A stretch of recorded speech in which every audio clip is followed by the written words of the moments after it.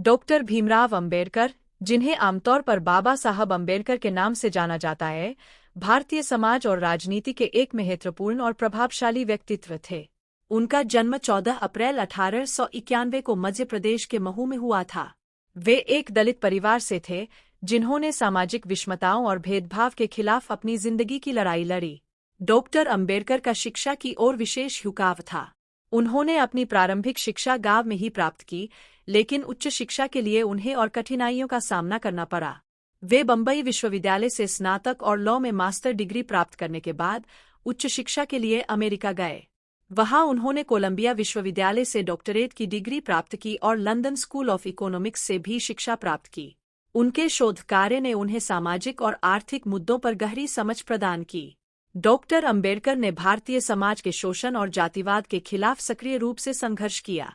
उन्होंने 1927 में महार समाज के लिए ऐतिहासिक चौकड़ी आंदोलन का नेतृत्व किया, जिसमें उन्होंने मनुस्मृति जैसे जातिवादी ग्रंथों की आलोचना की और सामाजिक समानता के लिए संघर्ष किया। उन्होंने जातिवाद और अस्पृश्यता के खिलाफ आवाज उठाते हुए एक नया समाज निर्माण करने की दिशा में महत्वपूर्ण पहल की।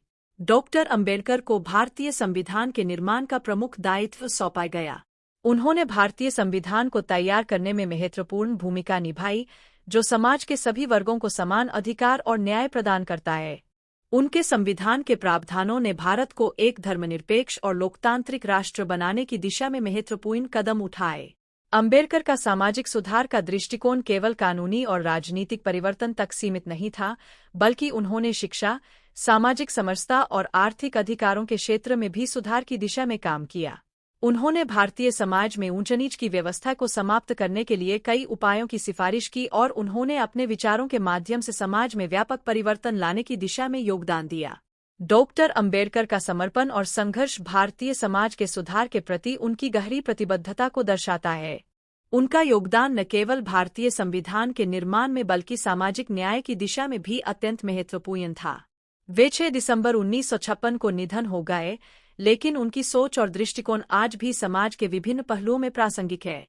उनकी शिक्षाएं और संघर्ष आज भी प्रेरणा का स्रोत है और वे भारतीय इतिहास में एक महत्वपूर्ण और सम्मानीय स्थान रखते हैं।